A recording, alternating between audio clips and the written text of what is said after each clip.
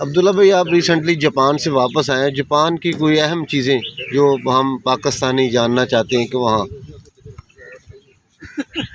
अहम चीज़ें मतलब खाने पीने के बारे में भी मैंने बताया कि जो है आपको वो क्विक फूड जो है वो मिल जाता है। आप जो चावल वगैरह भी सारे सूखे पड़े हैं वहाँ पे, जी जी। घर पे रखें, उसमें पानी डालें, 1 घंटा रखें तो आपके खाना तैयार हो जाता है।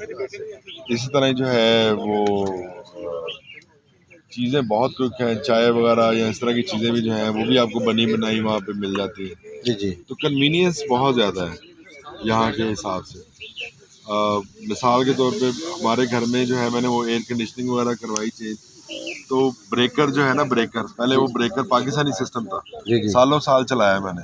अब मुझे जो है क्योंकि वहाँ पे मैंने 2 एसी और लगवाए तो उसमें मुझे एम्पेयर 30 एम्पेयर का था वहाँ पे ब्रेकर लगा हुआ। तो मैंने खुद तो आप कर नहीं सकते, तो उनके इलेक्ट्रिसिटी वालों को फ़ोन मैंने किया, तो उन्होंने हमें अपॉइंटमेंट दी कि आपको जो है ना वो हम लोग 40 एम्पेयर कर देंगे आपका पैकेज जो है। जी जी। 40 एम्पेयर का तो किया उन्होंने, आगे ब्रेकर भी चेंज कर दिया साथ में, वो ब्रेकर भी 40 एम्पेयर का लगा दिया। अब वो ब्रेकर में कोई सूची नज़र नहीं आ रहा। मैं कहा यार ये क्या है?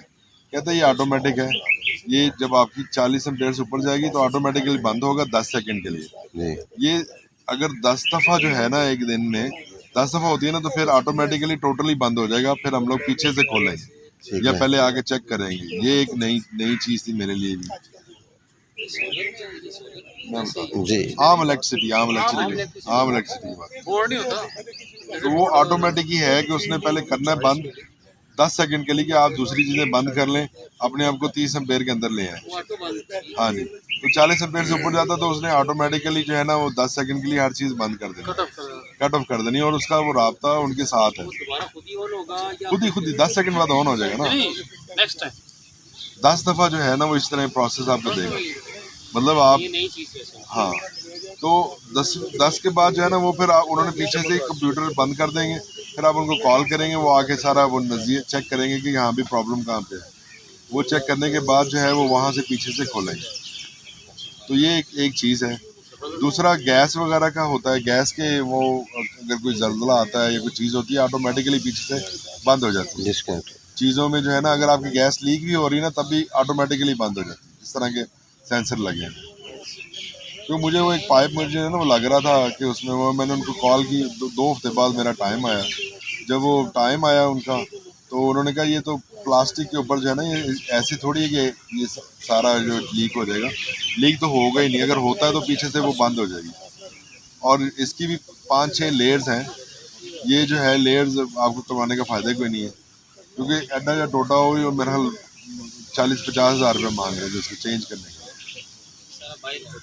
तो ये 2 तजर्बे जो घर के हैं वो मैंने आपको बता दिए, बाकी बेशुमार हैं, वो उसके लिए कभी करेंगे मुख्तलिफ। अच्छा, यहाँ अब्दुल्ला भाई, बेशुमार दोस्त से आप कहते हैं वहाँ बहुत सारे उन्होंने बुला रहे हैं लोगों को काम के लिए।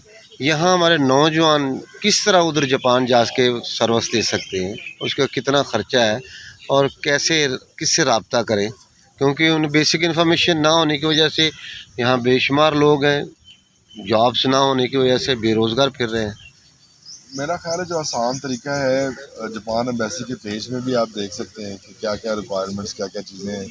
उसके बाद जो है पाकिस्तान एम्बेसी जापान की जो है वो काफ़ी, क्योंकि उनके साथ भी मेरी मीटिंग हुई है, वो लोग भी काफ़ी चीज़ें जो है अपनी पोर्टल के ऊपर डाल रहे हैं कि क्या क्या तरीके हैं, कैसे कैसे जाना है, कौन कौन से फॉर्म्स मिलने, कौन कौन सी कम्युनिटी को आपने टच करना है, वो आपको अच्छे तरीके से बता सकते हैं।